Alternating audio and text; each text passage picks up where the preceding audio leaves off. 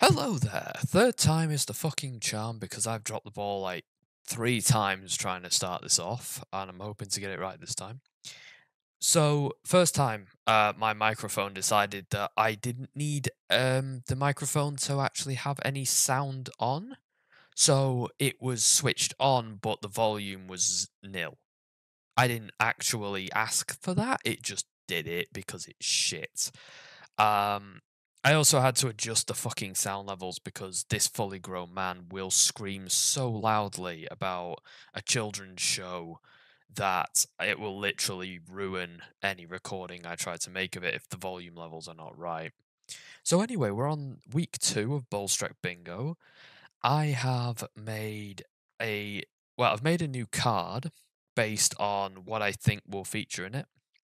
I have also made what you're looking at here is not edited in post like it was last week. This is my actual overlay that I've installed into OBS. Nobody gives a shit, but I'm very proud of my ability to innovate and make time-saving adjustments to my projects.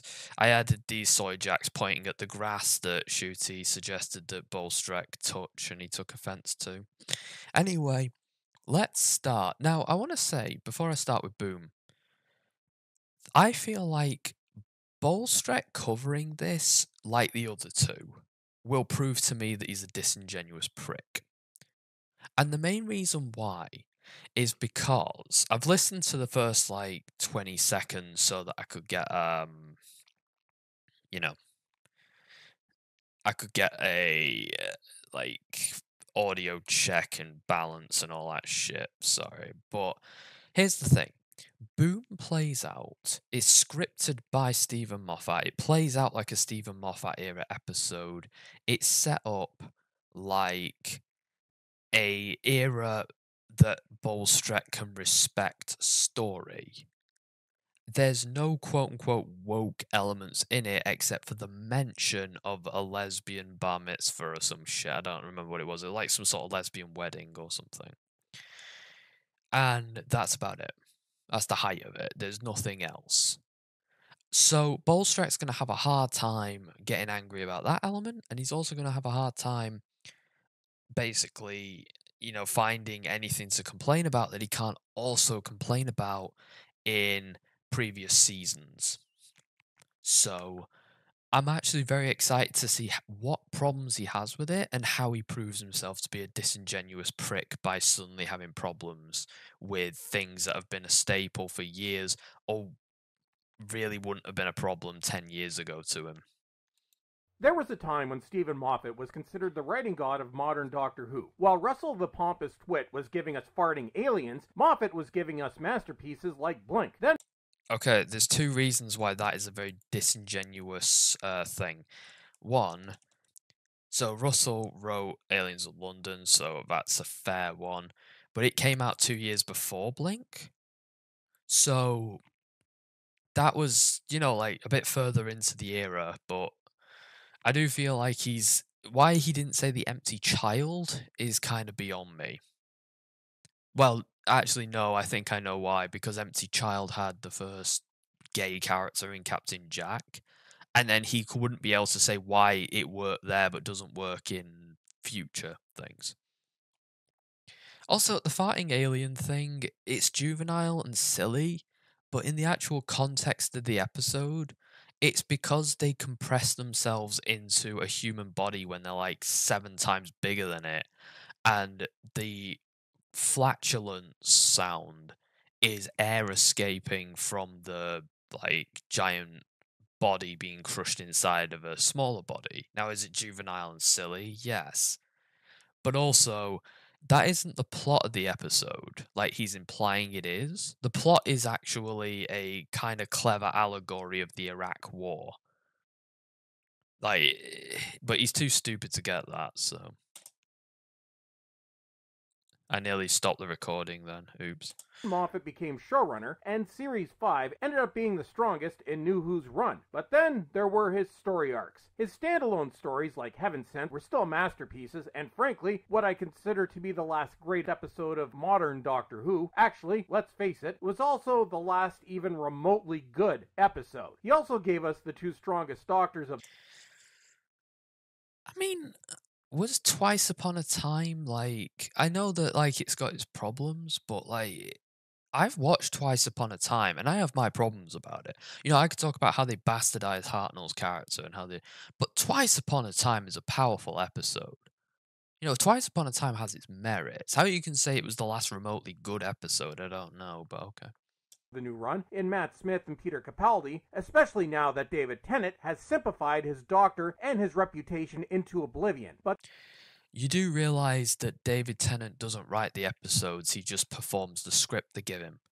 David Tennant didn't simplify shit. What happened was that someone gave him a script that you deem to be simplifying, which I've watched your reviews, you don't really elaborate as to why. And also, David Tennant really doesn't act much different to, you know, like 10th Doctor and the 14th Doctor episodes. So. Then, again, there were the story arcs. I mean, anyone that can claim to know what the hell is going on in the Wedding of River Song to this day has inadvertently given us proof that they're on crack. I've rewatched The Wedding of River Song. I didn't get it at the time, but rewatching it, yeah, the plot makes sense. It's all over the place, but the idea of the Wedding of River Song, is it makes sense. Really, all you need to pay attention to is the beginning and the end. Because everything that happens in the middle doesn't really happen anyway. It happens in some fucking pocket dimension made by a time paradox. That's the plot. There, summed it up in like seconds. Also, a noticeable shift in overall quality with Series 6. He also entered the gender change. I'll accept that. But admittedly, the overarching episodes, that's where the shift in quality happened. But some of the best episodes were in season 6. The Doctor's Wife, The Girl Who Waited.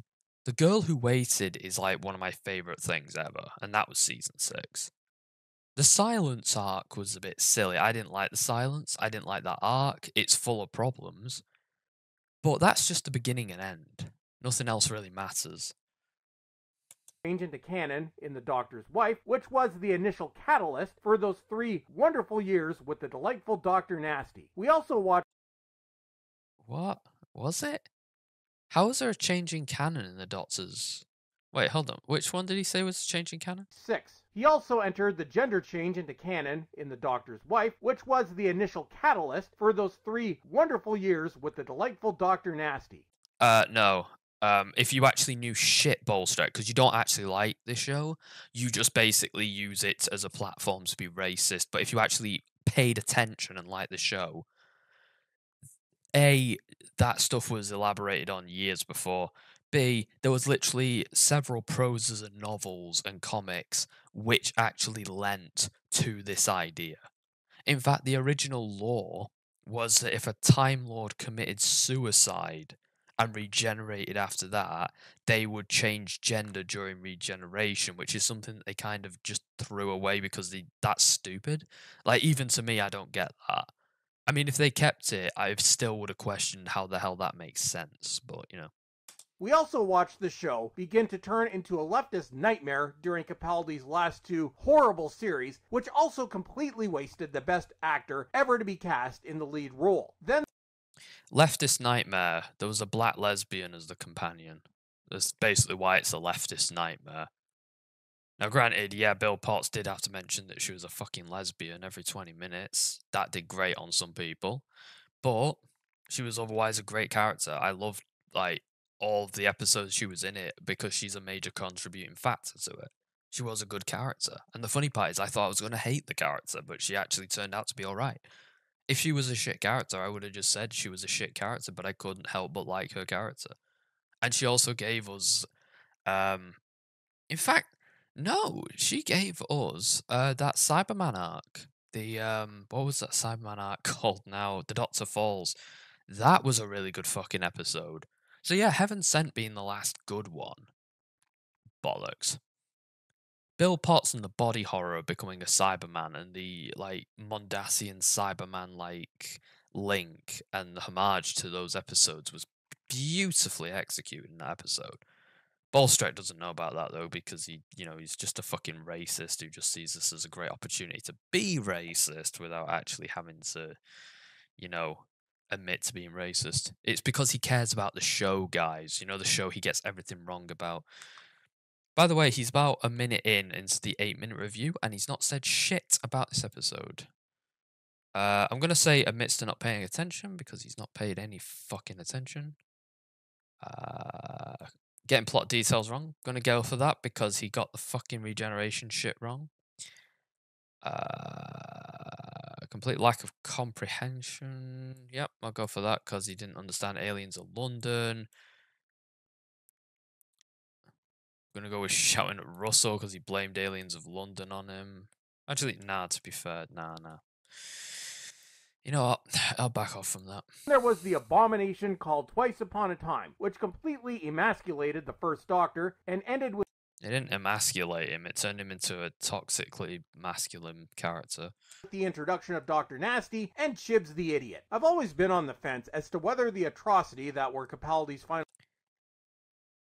You do realise, though, but because Twice Upon a Time was the last episode of the Capaldi era, Jodie was going to be introduced in it, right? The only time that's not happened was between Trial of a Time Lord and Sylvester McCoy. You won't know about that because you've probably not watched the classic era, because you can't get mad about gays and, minorities in it, so why would you? 2 series was spearheaded by Moffat or the BBC, but honestly, I think it may have been more of the latter. That, and people kept calling Moffat various sorts of ists, and I think he went a little too far to compensate. Most of Moffat's crimes were pretty much forgiven in retrospect, with the reign of Chibs the Idiot, who managed to destroy the show beyond any point of return, more so than any of us would ever have imagined. But then... I have a question. What the fuck does this have to do with Boom? We're nearly 2 minutes into an 8-minute review, and you have wasted a quarter of the runtime talking about history class that's not even good history class because you've not got a single detail right. Moffat decided to sully his reputation once again by writing an episode of RTD's current train wreck. Oh no, what a bastard. No, I'm just going to call this an act of insanity.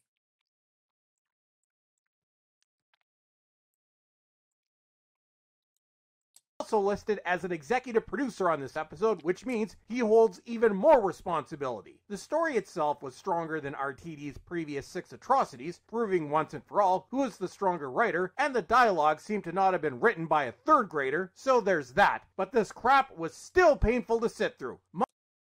So the dialogue was decent, and the story was decent, but it was still painful to sit through. What? Moffat is not writing for Smith or Capaldi. He's writing for Dr. Nutty, and not only... Dr. Nutty. I have to admit, I do not think I'm going to get through all these unless he goes on absolute racist rants in the last 2 minutes. Only is Dr. Nutty not in the same league as those previous 2 actors, he's not even in the same universe. I'm going to say that's a poor review take, because at this point he's already proven that he has the charisma and the staying power to actually be on par with them. He's already well talked about and well loved. So, fuck off. Keeping with season 1's creepy as hell vibe, we start with this dude smelling this girl's breath. Also, as this girl seems to be channeling Ray, I'm just going to call her Ray. Then we are introduced to this lady. That is a hell of a stretch. And her simplified white dude friend. Also, this lady is joining the main cast next season. How exciting! I officially dubbed the Diversity Hire number 6. Okay, 1, racism. 2, diversity hires. Oh, great.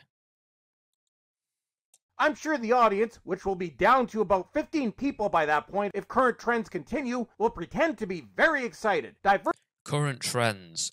You do realise that, basically in most TV shows, you lose a certain amount of people every week. Usually, unless it's like a big landmark episode like the finale, sometimes like the mid-season finale gets like some viewers. But basically, if you open up with like 3 million people, it's not uncommon for it to drop to like 2.9 million and then maybe go down to like 2.8 by like episode 3. Like, you do kind of realize that is not uncommon, right? It's very, very rare, if ever, that a show will start off at like 3 million and then jump up to 5 million the next week.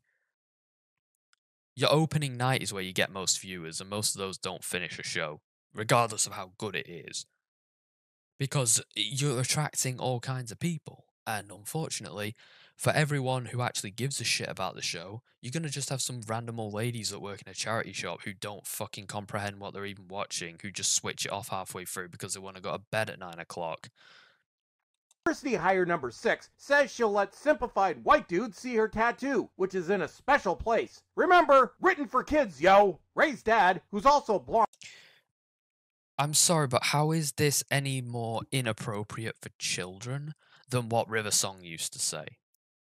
River Song used to say shit like that all the time, and like it wasn't a problem. But now it's a problem because a diversity hire said it. Fuck off.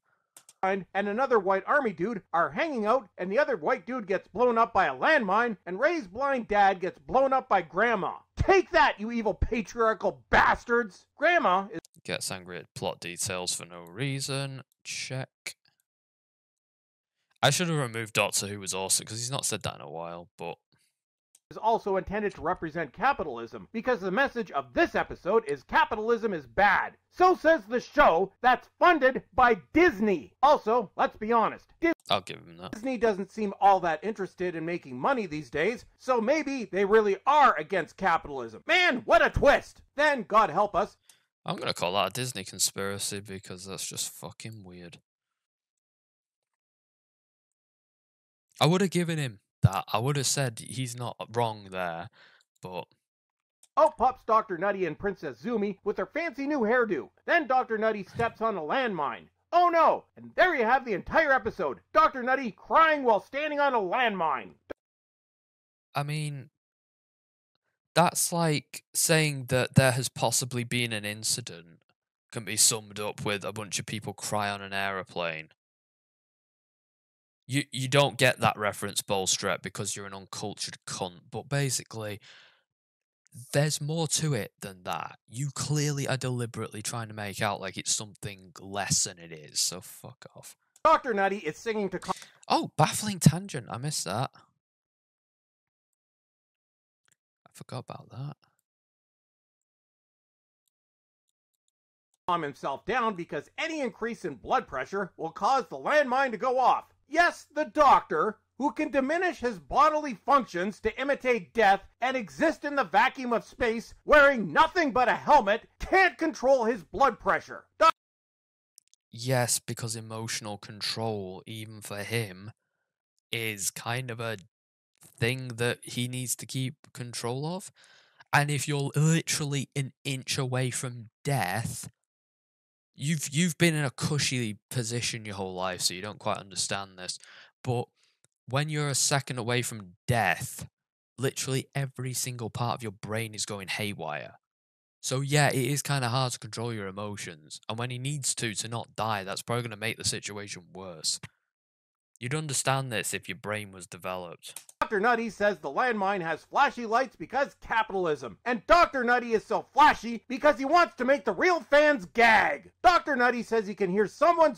I mean, the logic of it is that it has flashing lights because that's attractive in a showroom, and the people who go to these showrooms are basically billionaire types who just go for whatever's flashy. And if you don't believe that's true, I am literally looking at a keyboard right now which is full of green lights like it's on an alien spaceship. Now, I didn't personally pick this, I got it gifted from a friend, but that was clearly a design choice to catch the eye of PC gamers, and PC gamers have the same like tendency to be attracted towards flashing lights that mean nothing as a toddler would. screaming. That's the audience that held out hope that the return of RTD wasn't going to be complete trash. I'm going to say that's shouting at Russell. Russell, sorry. I hate to say I told you so, but Dr. Nutty tries to get Princess Zumi to help. Too bad she's useless. I've noticed he hasn't been able to say shit about the bad effects because there are no bad effects in this one. She gets distracted because the sky is pretty, and then she starts playing with... She's on an alien planet for the first time, you div. How do you not get distracted when you see an alien sky for the first time in your life? Shrunken bodies with eyeballs sticking out. Remember, kids show. Oh, fuck off. Oh, absolutely fuck off with your think of the children bullshit. One, your mate Melon Rattler would probably, like, you know, probably be after half them kids. Two, what the fuck are you on about? Did you see the one where basically they told you that when you die and get cremated, you feel it and are internally screaming? Remember, kids show. This is far from the darkest the show has ever gone, but because it's got a black man in charge now, well, not in charge as the main character, because it's got a black man as the main character and a gay man running it, suddenly it's too dark. Think of the children. You become Mrs. fucking Whitehouse. You become Gary and Phil, sat there talking about E.T. being too gay and Skeletor being too evil and satanic. Grow the fuck up. Just admit that you're angry because there's a black man on the screen. Because there's nothing else that makes sense. Everything you say is pure cope. There's nothing else that actually fits or makes any sense. Anyway, let's continue. Shrunken body helps Dr. Nutty shift his weight while he sings a sad little tune. The shrunken eyeballs start to project Ray's blind... Yeah, it's a Gaelic fucking war song. You could have looked that up. Dad, and his first sight is Dr. Nutty. Well, that's unfortunate. They kill people for being blind here because they're not economically viable. Because capitalism. And yeah. Have you seen this healthcare system in the US? Like, have you, Bowlestrek? I know you're Canadian, but come the fuck on.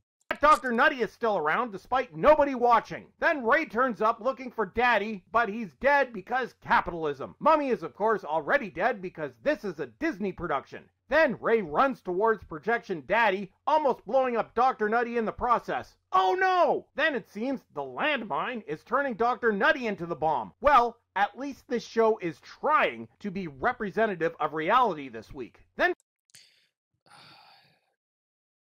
could you at least try to do something that'll get me a few more ticks?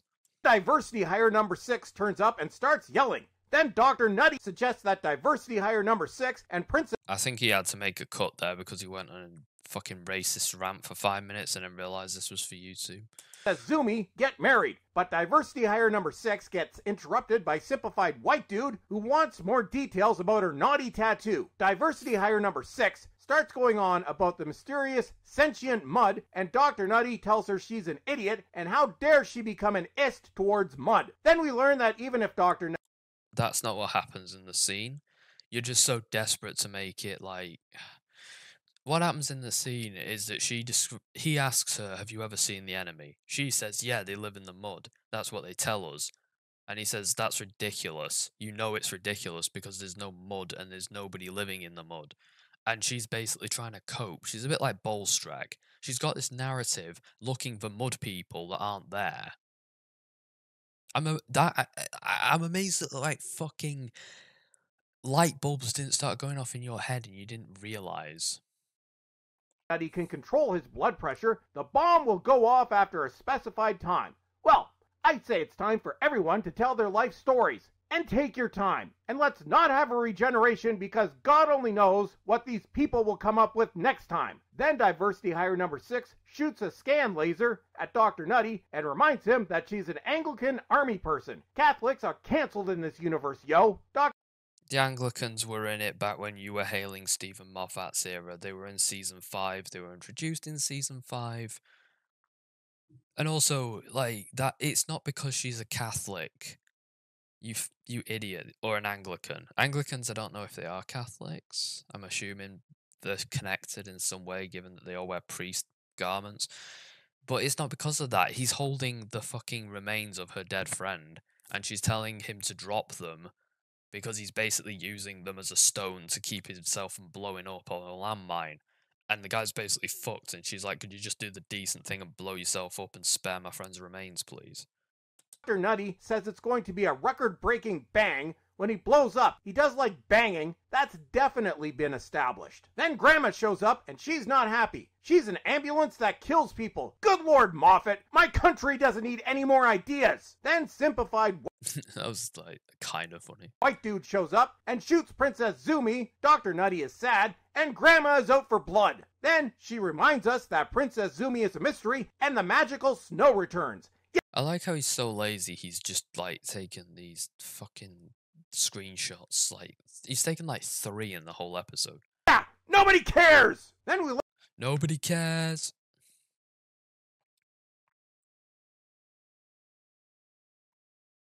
learn that the landmine is Diversity Hire Number 6's fault because she's on the side of capitalists or the side of death. She just doesn't realize it as Disney inadvertently reveals itself. Dr. Nutty then orders the dead blind. Here's the thing, Bowlestrek. This whole capitalism bad thing, war is shit, arms dealers are fucking Satan. This has been done since the first fucking 2005 run. This planet, you don't know this because you're not a real fan. This planet was established in The Empty Child in 2005. The Doctor Dances, its second part. Then it was established as to being in, well, it was mentioned in another episode. What was it? And then in a War Doctor comic, which I don't expect everyone to read comics, you actually see him destroy it and turn it into a fucking banana sanctuary. So, like, you'd know that this had always been a thing, that this arms dealing company was shitheads.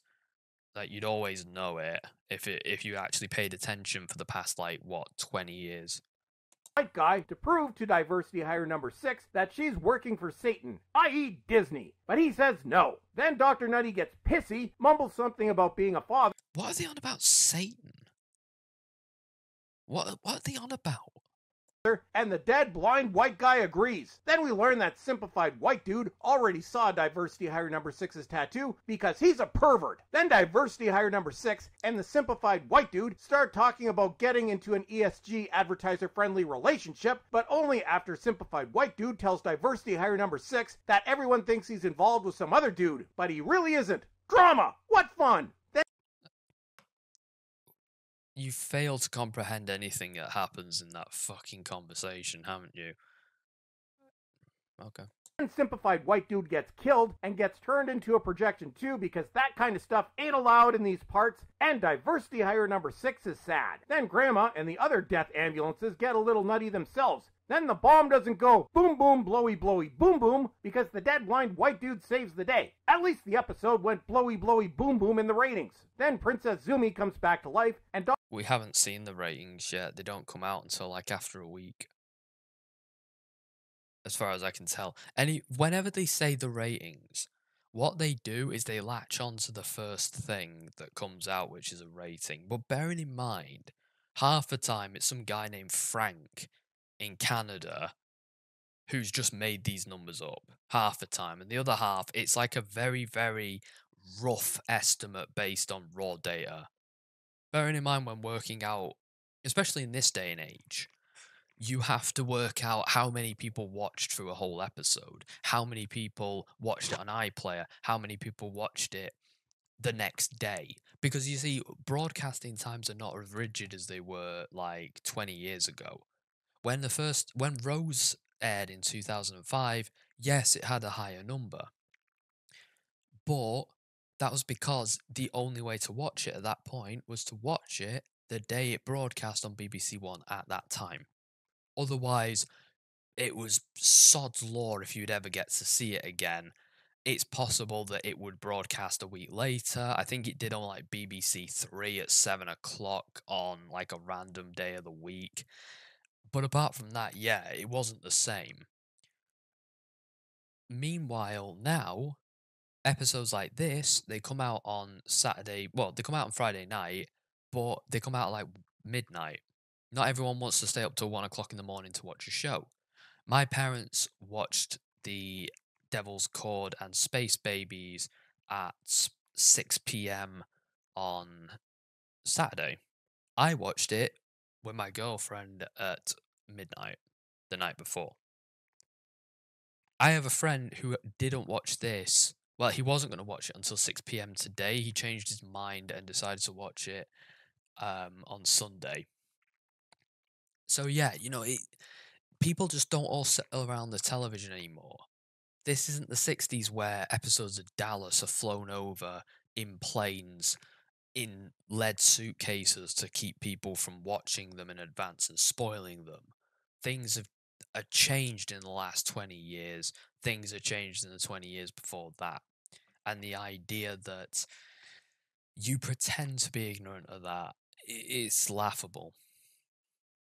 Dr. Nutty starts dancing for joy, while a sad diversity hire number 6 is holding the shrunken corpse of her short-lived boyfriend. Then Ray and diversity hire number 6 head off to rule the universe because they're so awesome. How low will the ratings get next week? What? They just go back home because whatever. Only time will tell. And that's it for today.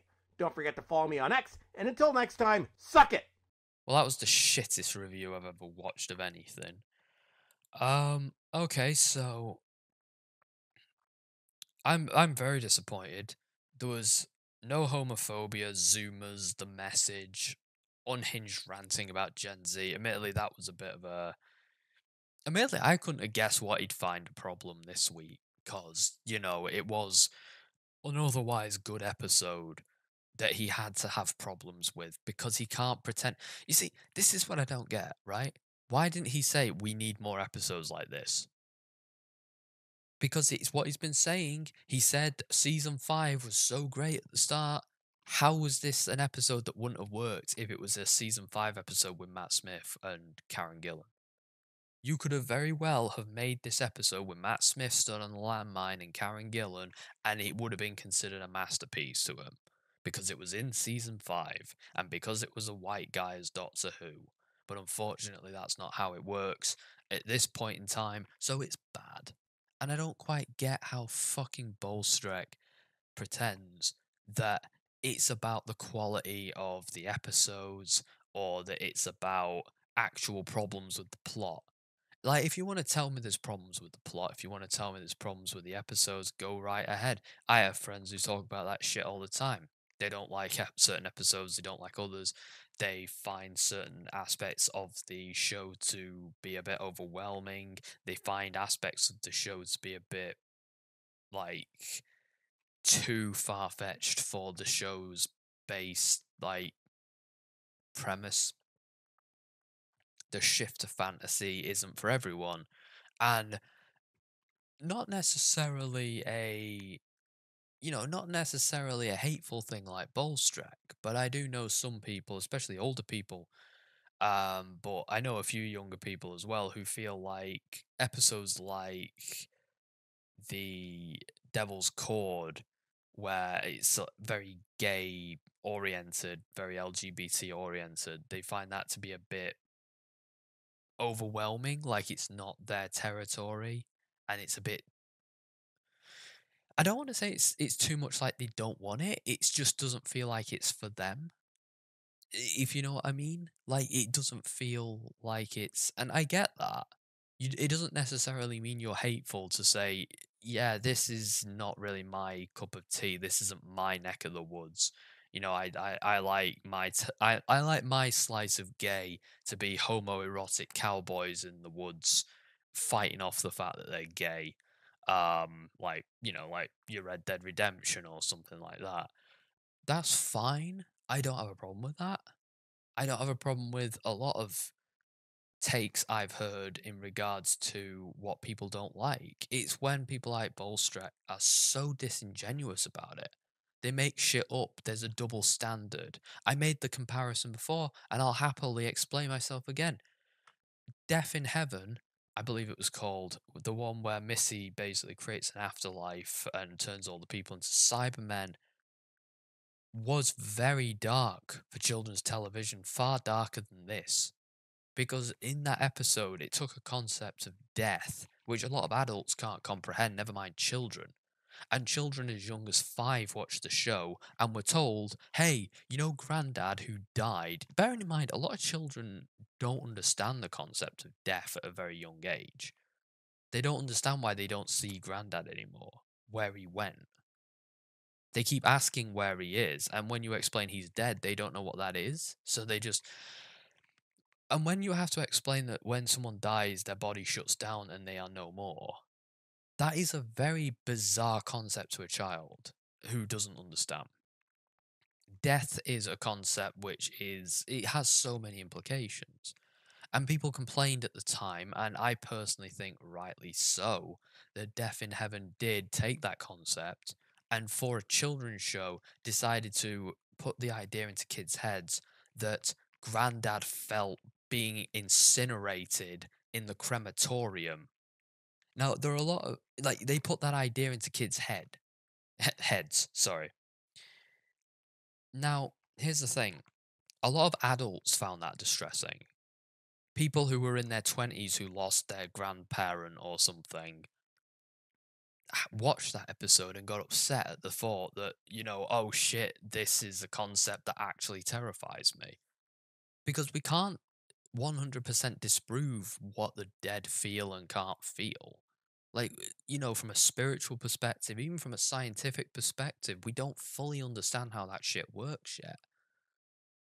And to tell a child, even in the case of like fantasy, oh yeah, your granddad, he felt every second he was being cremated, is really fucking dark. So why Bowlestrek didn't get outraged over that, but get so outraged over this? Well, obviously, it's not about the children. He doesn't care about the children. He doesn't care about anything that he claims to care about. He gets angry because he got angry at the snot monster. He didn't get angry at the eye bugger monster. Why didn't he get angry at the eye bugger monster? Because that was a Capaldi episode. Jenna Louise Coleman was the companion. Why would he get mad at that? He doesn't care about anything. It's just about he is a very bitter and hateful man who just wants to project that onto an audience in a way that can be taken seriously. And I do find this episode in particular to be a great highlight of that. He has nothing to get mad over and has to find things, and it's pitiful. But you know what I'm even more depressed and angry about than knowing that this man actually has an audience that listen to him and have their view on the world twisted by it? The fact that I didn't even get close to a full house on this fucking bingo sheet. Look at this shit. I didn't even get a line this week. He didn't even do this one, which almost feels like it's more of a, a certain win than the star. Bowlestrek, why would you do this to me, bro? I found a way to make your fucking content even remotely palatable. Then you just do me dirty. I'd love a full house. I'd be like Christopher Eccleston in The Doctor Dancers. You won't get that reference, Bowlestrek, because you're not a real fan. But yeah, that was week 2, episode 3 of Bowlestrek Bingo. I need to go to bed now. I'm gonna cry myself to sleep because it makes me very, very sad. Sorry, I've been trying to pretend I give more of a fuck than I do, and it's just sort of the mask has cracked. It makes me sad. Bowlestrek, do better next week, man. Okay, so here we go. Another week of Bowlestrek Bingo. Now, I didn't do one last week. I did actually record the video, and I do have this whole well, you can't see it, but this whole thing set up to save myself time editing, and I still didn't find the time to edit. I just had a really chaotic week. So I've just sort of been working my way through things. I do have different software now to work with, so I might be able to maybe work on the bingo card without it causing everything else to go nuts because it's 2008 software being coped with by 2022 software. Actually, no, it's 2005 software, but whatever, nobody cares. Let's do some Bowlestrek bingo. This week, Russell the pompous twit tries being mysterious. Shouting at Russell.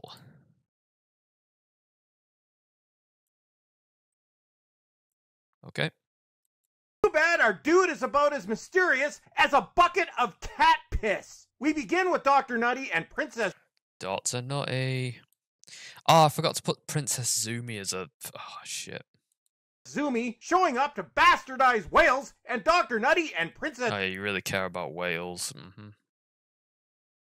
Zumi are dressed like pumpkins. Then Dr. Nutty steps on whatever. That is a very weird... Can I call that a baffling tangent? Nah.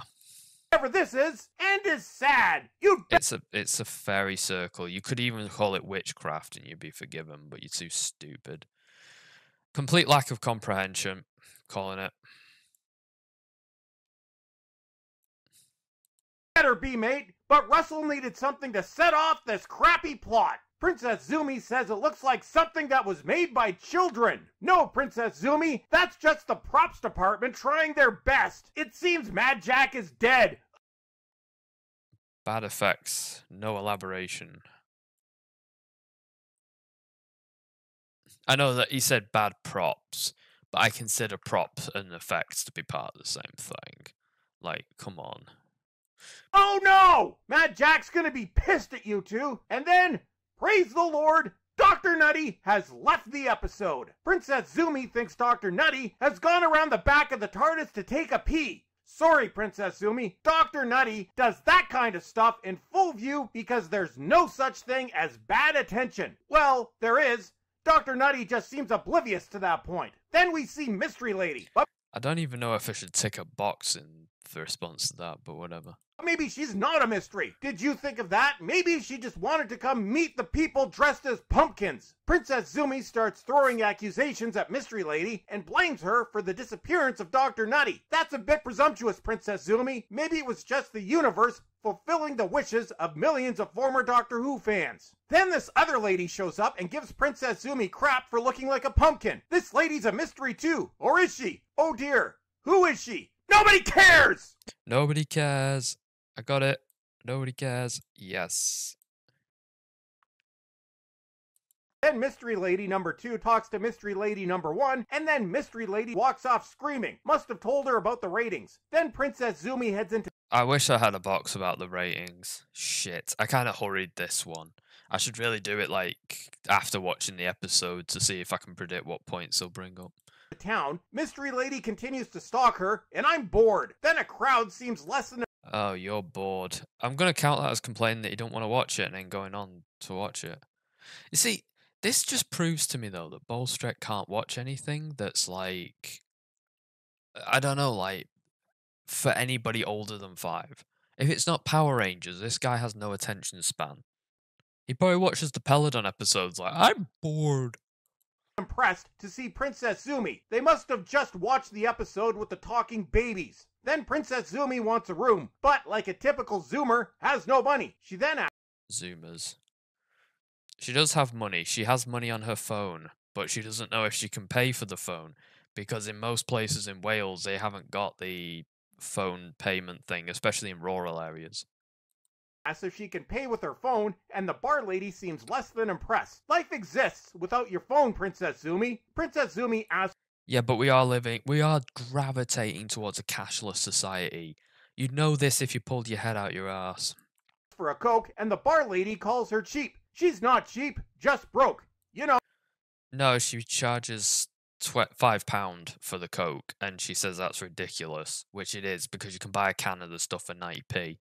Oh, because of the whole no job thing. And Mystery Lady number 1 is still following Princess Zumi because that will never get old. Then this dude goes up and... That's the premise of the episode. I'm gonna call that getting angry at the plot for no reason, and I'm also gonna say that he got a plot detail wrong there because he was saying that she had no money. She had money, it was just on her phone. So talks to Mystery Lady and runs off screaming too. Must have shown him a picture of Attention Seeker from episode 2. Then the bar people. you know, these episodes really do linger on your long-term memory. I think you're secretly a fan, Bowlestrek. Tell Princess Zumi that all her problems stem from Dr. Nutty stepping on the hard work of the props department. They say the spiteful one walks between the gaps. So, RTD is planning on making a cameo in this episode? Princess Zumi is. I think you're the spiteful one. You want a show to die because you don't like it at this point. And you don't even not like it for legitimate reasons. You just don't like it because it basically reminds you that your side lost in the Second World War. Before anyone gets bitchy, bearing in mind he had to take his Demons of the Punjab review down because it opened up with the fucking 14 words. Cursed because she read the scrolls. No, dear, that's just the script. Princess Zumi has pissed. These jokes are so predictable. It's like an AI wrote this. I'm pretty sure that I could get an AI to write a Bowlestrek episode, and it would be less predictable than an actual Bowlestrek episode. Off Mad Jack. Oh no! Then we hear some thumping at the door. Must be the Disney shareholders after they saw the view. Disney conspiracy. The viewing figures aren't even that bad though. The show is ranked on the top 10 thing. Now it did have a dip in viewing figures, I think, for Boom. And I think this episode was lower than Space Babies and the other one. But that's not unusual for a show like at mid-season. Usually what happens is that the first episode gets the most viewers. And then the second and third episodes start a decline. This even was the case with the 2005 series. And that was considered a huge success. Viewing figures. Nope, it's just this dude with something called a pasty. What the hell is a pasty? Somebody. Oh, so you care so much about Welsh culture, but you don't even know what the fuck a pasty is. There's gotta be a box to tick for that.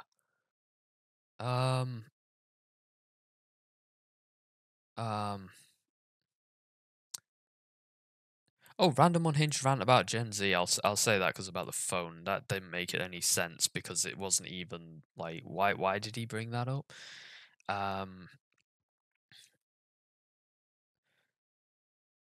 Also, it's kind of funny. This guy is almost halfway through the review, and he's only talked about the first 10 minutes of the episode. Again, he's really bad at this.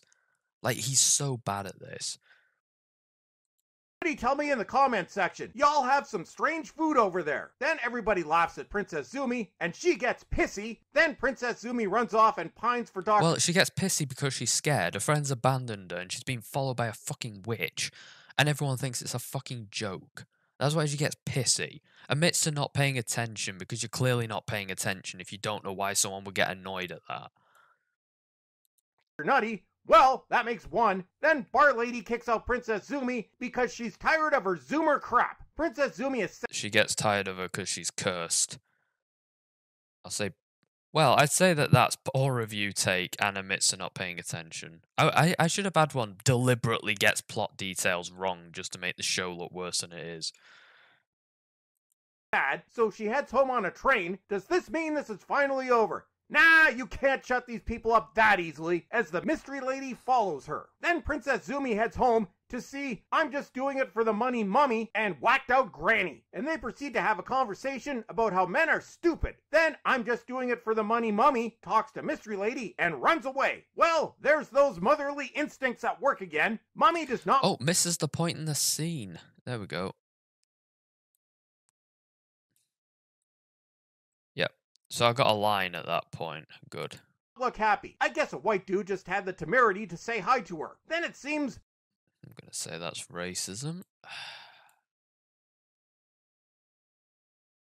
It's probably you, to be fair. Mommy has changed the locks because she's tired of Princess Zumi and her unemployed Zoomer crap. Then... She's not unemployed. She is unemployed. She's got money, so why does it matter? I'm just doing it for the money mummy reminds Princess Zumi that she's not her mother and even her real mother didn't want her. Man, that's just cold. Motherly instincts, yo. Then Brigadier Nepo Baby... But a supernatural force has basically made her say these things. That's the point. How are you this stupid you don't even follow this? I understand people criticizing the episode because of like it not everything is explained and that certain elements of the episode aren't fully explored and that it is a very conflicted episode as far as the fan base goes. I personally liked it, but certain other people didn't. Mr. TARDIS didn't like it, for example. And there are a lot of things that are not explained, like what does the old woman say to people that makes them do that? My theory is that it's like being human, where like the devil and dead people know a secret that the living can't comprehend.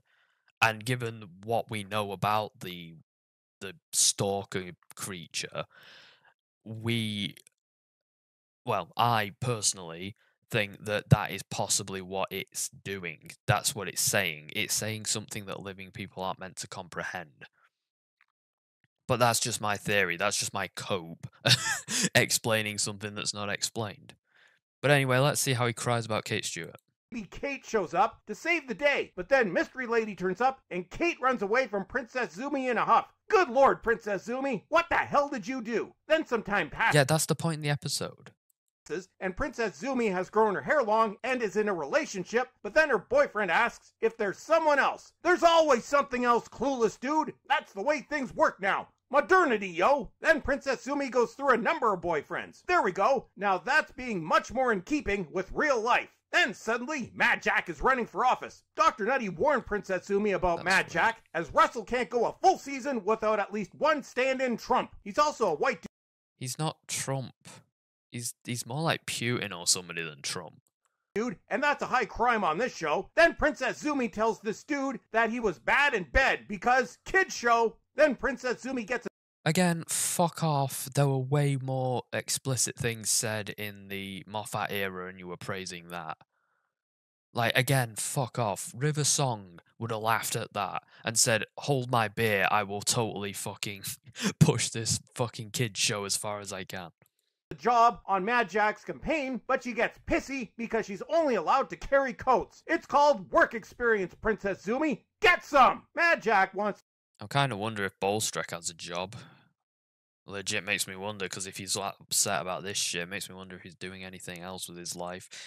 But also, I do kind of find it amusing how he seems to think that people should just do meaningless, menial shit work as soon as they start working, instead of being given an opportunity to do something of value, like, I don't know, work. No, you should just stand in the corner and hold coats for 5 years. Maybe later we'll let you push buttons.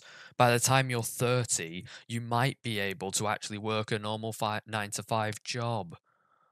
To spend money on weapons to defend the border. Yes, defending your country against criminals that want to destroy your country. What a novel idea. Okay, you completely... I'm going to call that fucking insanity, because what you've basically said that launching a nuke at a random country is defending your border. Either that or you completely missed the point. But you're insane. Won't have it though. I mean, it's not like pretentious snobs like this ever have to deal with the consequences of open borders. Nope, that's up to the dirty plebs, i.e. normal people. Mad Jack wants to draw... Baffling tangent. See, I'd say there might be a bit of a point to what he's saying in a... How can I say? If I wasn't so convinced based on his other bullshit takes, his borderline Nazi rants, that he's not just a fucking racist, I might actually say, well, you know what, I kind of understand where he's coming from with that. Like, I get that with the criminal justice system. People who don't live in high crime areas seem to think criminals should get slaps on the wrist, that kind of thing. But that's not what he's saying here. He just fucking hates people who aren't of a certain demographic. And he's proven this. Up a nuclear bomb. Really, Russell? Are you sure you don't have your Trumpisms mixed up with the other side? Stand in Trump wins... It's not Trump. He isn't Trump. Why is Shaft there? The election in a landslide. Oh dear, as the left starts pooping themselves and rioting in the streets. So basically, just a normal day for the left. Then Princess Zumi... Yeah, because the right never riot over stupid shit like that. Nope, never. It's a purely left-wing thing. Yeah, you know. He never gets things like, I don't know, a bunch of right-wing people storming Capitol Hill because their president got voted out or anything like that. Nope, Nope.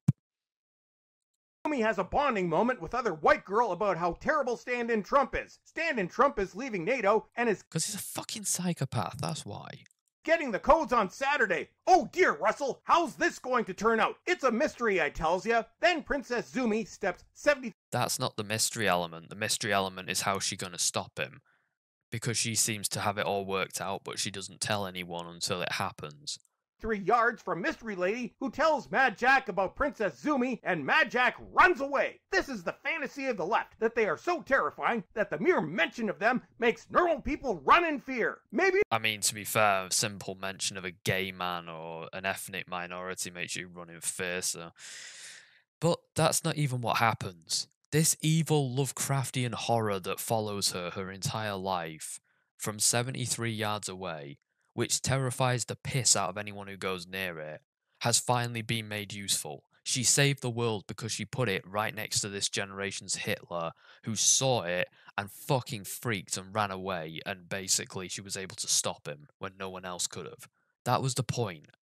I wish I could tick one of these fucking boxes again, because you're that stupid.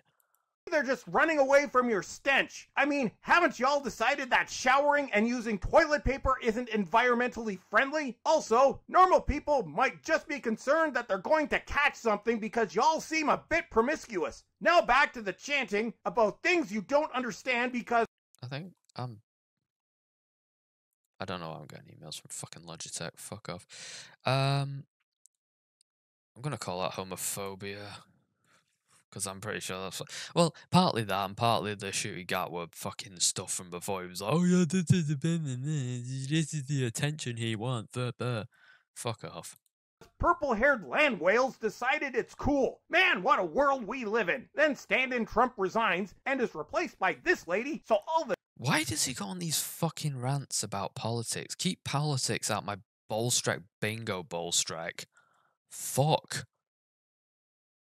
The dirty plebs who voted for him can welcome all their new visitors. Time to stock up on them bulletproof vests, yo. Then 40 years and a couple thousand boyfriends later, Princess Zumi is an old lady. Society is better now. All the dirty plebs were wiped out by their special guests. Then she visits the corpse of the TARDIS, as Russell seemingly, unknowingly, has provided a visual representation of this once great franchise. And oh no!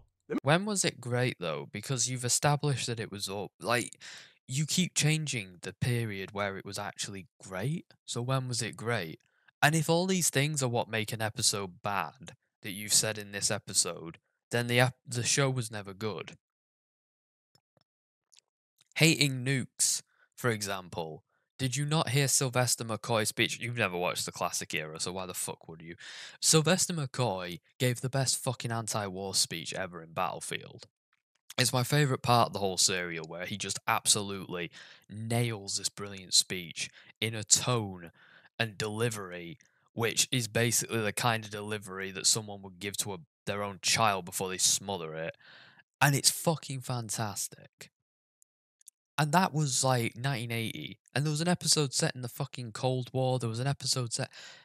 Why do you think it's only just gone left wing? It was always that fucking way.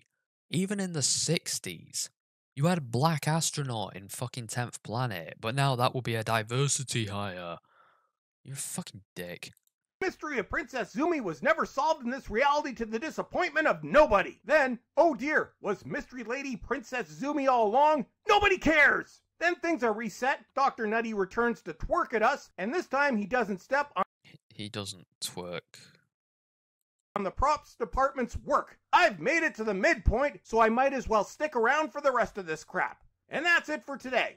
Don't forget to subscribe, and please check your subscription status because YouTube is dropping subscribers like Dr. Nutty drops his pants. And follow me on X. Suck it!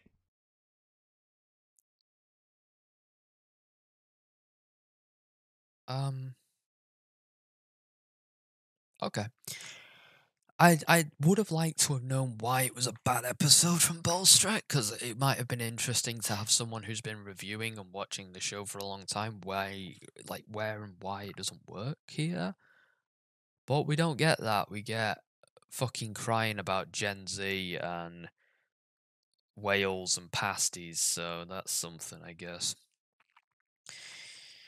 Um, right, I guess that was worth fucking watching. Jesus Christ. I have to admit, I kind of like thought this would be a fun thing to do. It's actually not that fun to do because Bowlestrek is shit at reviewing. He's at least unpredictable in how predictable he is. I thought he'd do the same thing every week, but at least he's doing a different stupid fucking thing every week. So I guess I've got that. I'm gonna have to try and outthink him, but then only on a half a brain because I'm quite frankly don't give enough of a shit to sit there trying to put fucking dot boards up, connecting all the dots for an episode to try and work out where his stupid broken lizard brain takes us. As far as Bowlestrek goes, I don't like him because I want a full house, and we got no backhanded compliments to the Chibnall era. We didn't get a good lord this time around, I didn't hear one. No baseless pedophile accusations. I put patriarchal bastard in there and he didn't say that, I kinda hoped he would. Diversity hires didn't make it, and neither did checkboxes, despite the fact that he was constantly complaining about bad effects and bad props. Admittedly, I did take a liberty there. I did say that bad effects and bad props are the same category, but I do think that that's fair enough in this regard. I feel like there's a bit of interpretation on some of these, and I'm gonna say that that one is one of the ones that needs interpretation. And if you don't like it, you can make your own Bowlestrek bingo, which is truer to the format that I made, and you can, But yeah. 73 Yards is actually kind of interesting episode because it's the first time I've heard people. It's very Marmite. I've heard people be like, "Oh yeah, it's a fucking great episode." I personally really enjoyed it, and I turn away and like other people are like, "Oh no, this was just I don't get this. This was pointless. It didn't make sense. I didn't get how it ended. I didn't get like any answers from it." I personally didn't think that you were supposed to get answers from it, but there. Maybe I just have a different set of standards, and that's fine. Um, honestly, I quite look forward to next. Um, well, the next 4 episodes, I think it is. Though, admittedly, next week's is either going to be quite good or quite bad. I think next week's could potentially be my least favorite episode of the season if it's not done well. But it could be a surprise, enjoyable episode for me. Sorry, my brain is fucked from medication withdrawal. It could be a surprisingly enjoyable episode for me if it works out. I'd like that. But anyway, we'll know next time. Toodles. Professor Curious is okay.